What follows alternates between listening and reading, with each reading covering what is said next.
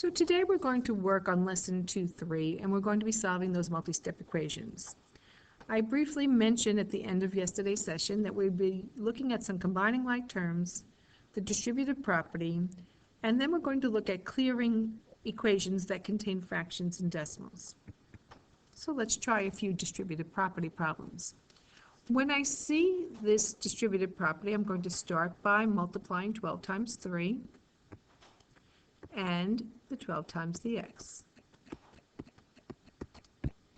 I'm now going to continue by inverse operation or my subtraction properties of equality. I get negative 12 is equal to 24. Divide by negative 12, and I get a solution of x is equal to negative 2. Take a moment to do the check. 3 minus negative 2 will give me 5. 5 times 12 is 60. On to problem 2. Once again, we see a distribution. I've got negative 2 times 3x gives me negative 6x. A negative times a positive, negative 18 equals 24. Again, now that I've cleared the distribution, which means I've simplified the left, I'm now going to use my inverse operations and my properties of equality. The addition property of equality says let's add 18 to both sides. As I add 18 to both sides, I will get 42. Divide by negative 6, and x is equal to negative 7. And again, you can take the time to substitute this in to see if it works. You don't have to check every problem, but you should check some random ones from time to time. Next one says let's distribute once again. 21x minus 28 equals 49. My inverse operation, this is just one more step from what we were doing last class. I get 21x is equal to 77. We'll divide both sides by 21 and see where that takes us.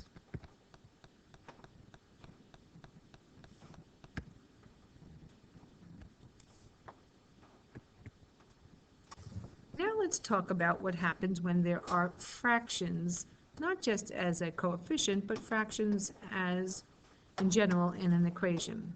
There are two approaches. In one, you can write these terms with a common denominator, and then the other one you can clear the fractions from the equation. Let's look at both.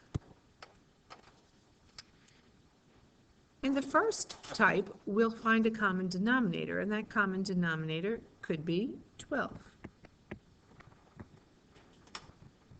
Once we find the common denominator, we need to write the equivalent fractions. To write the equivalent fractions, we stop and we say 4 times 3 is 12, so 3 times 3x is 9x. And 3 times 4 is 12, and 4 times x is 4x. Now, because we have the common denominator, we can go ahead and subtract the numerators.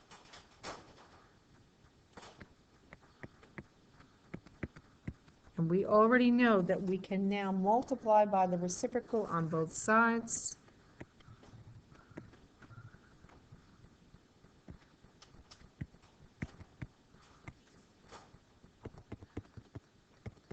We can cross cancel.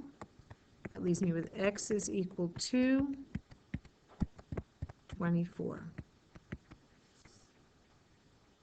The second method says let's now clear the fraction. If I'm going to clear the fraction, I'm going to look at this and I'm going to multiply each side by the common denominator, which is 12. I multiply everything by 12. By multiplying everything by 12, again I'll multiply here, this will cancel out, this will give me the 9x. I'll get the 4x, and I'll get the 12 times 10, which is 120.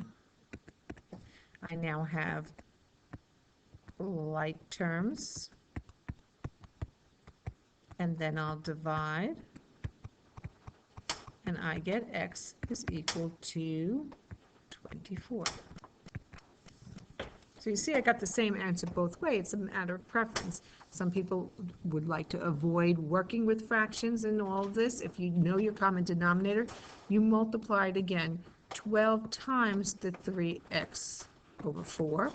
You multiply the 12 times the x over 3, and you multiply the 12 times the 10. You multiplied all terms times 12. And the last type of problem I'm going to show you today is that when you contain all decimals, or some decimals, you clear the decimals by multiplying by some power of 10. You actually try to find the greatest number of digits on any of the decimal point numbers. So each of these has 2 points, so I'm going to multiply by 10 to the second power, or 100. And you know that when you're multiplying by 100, you just move your decimal over 2 places. So I'm going to take this and multiply everything times 10 to the second power, or 100.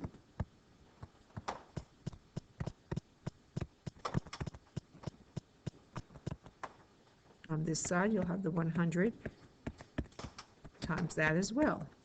That's going to clear my decimals, so I'm going to get 100 times 3 and 5/10, move the decimal over twice, move the decimal over twice, and move my decimal over twice. Now I don't have to worry about where my decimals are going to be. I now am going to subtract 350 on both sides. That leaves me with a negative 2x is equal to a negative 226, I believe. And then we'll divide by negative 2. The signs are the same. That's going to give me a positive 113. So in order to eliminate the decimals, I'm going to see what the greatest number of decimal places are and take that and multiply that power of 10 times both sides. And that's how we can clear our decimals. Next lesson, we're going to work on the variables on both sides. So I'll do a few more examples in class to make these last two types a little bit clearer, and we will meet up in class today. See you then.